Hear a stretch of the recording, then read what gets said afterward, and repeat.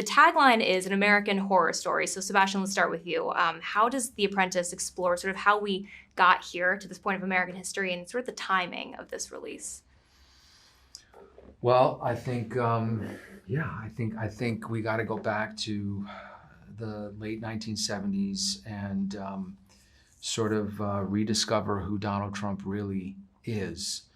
And I think if people go into this with the same amount of zest and curiosity as you just expressed talking about seeing this film, then they'll come away with something, I think, that maybe they didn't think they knew before, or an experience to this. I think it's of great value given the timing that we approach these people, these well-known people from a human place and truly ask ourselves instinctively if this is somebody we trust ultimately, if this is someone that truly has a nonpartisan objective view to lead, or they're flawed just like the rest of us and they're plagued just like the rest of us in various ways, but unlike the rest of us, perhaps in more ways than one.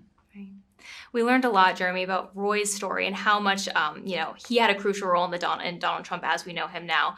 How did he sculpt the former president into Donald Trump that we're seeing on our screens today? Well, Roy was a tremendously influential, notorious, powerful lawyer and fixer, represented the whole strata of New York and American society. So when he met Trump, he was sort of at the height of his powers, and Trump was this sort of young upstart.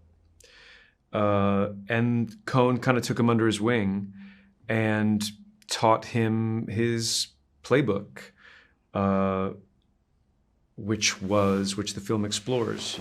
Always attack, deny everything, never admit defeat. He believed that hate was a powerful weapon and that you had to bring out the worst in your enemies to destroy them.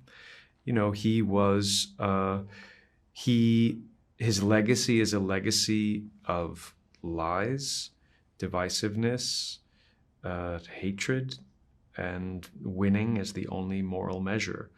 And his influence on Trump is incalculable. And therefore, his influence on all of us is incalculable. So I think it's worth learning about that. Yeah. Sebastian, you said you really went full method for this one. You're listening to Donald Trump all the time. My favorite part is this, that you were pounding Coca-Colas and PB&Js. Yeah, for numerous reasons. What are the reasons other than the physicality?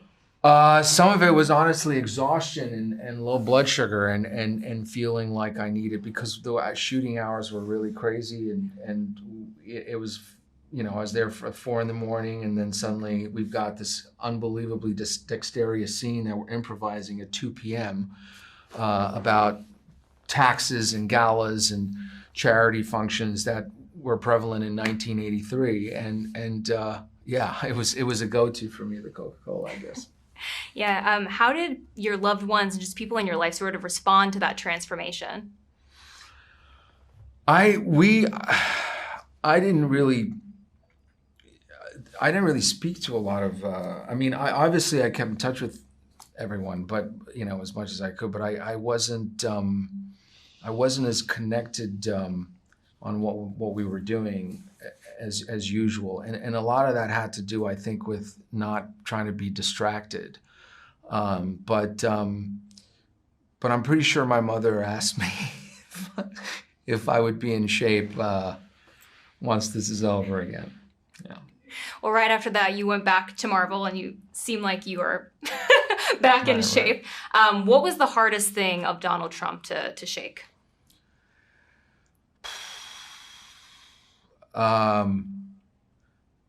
The instinct to want to correct everyone all the time. The instinct to always feel like you're right and you're listening to somebody and you want to stop them and go, no, actually, weirdly, but there were a few things. I mean, there's, again, you went back to this thing, like we've been talking about it, like you're trying so hard to take on these these things that are not part of your daily existence in life, like how you gesticulate with your hands or how you're looking or making eye contact, what words you're pronouncing or not, you're absorbing these things all the time. So in the hopes of not thinking about them. So that still kind of takes time sometimes to, to not keep doing that sort of.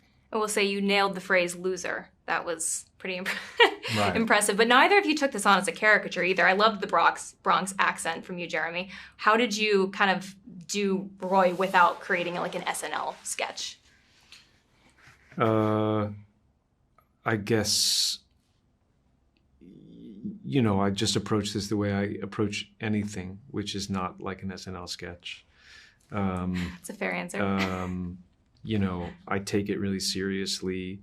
There's a lot of source material about Roy, so you study that endlessly, day and night, the hundreds or thousands of hours. I'm sure we both did, until it becomes a part of you and you internalize it, and then you can walk on set and be free. Right. And it sort of just takes over. Sebastian, I'm thinking from playing Tommy Lee to now playing the former president, are you seeking out roles that are going to invite conversation culturally?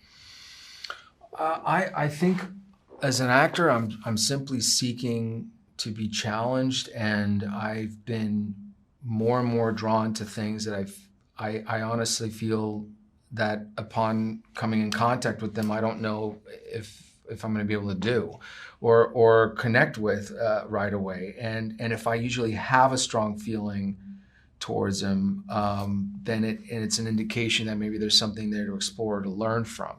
But I think it is important. I'm 42 now. I mean, we're living in these times where, we're trying, I think, to be part of the conversation and help bring awareness to things. And I'm always in awe of people that are fearless, like Jeremy or Ali Bassi, that want to do that. I think it only pushes me forward. And just quickly, have either of you met former President Trump?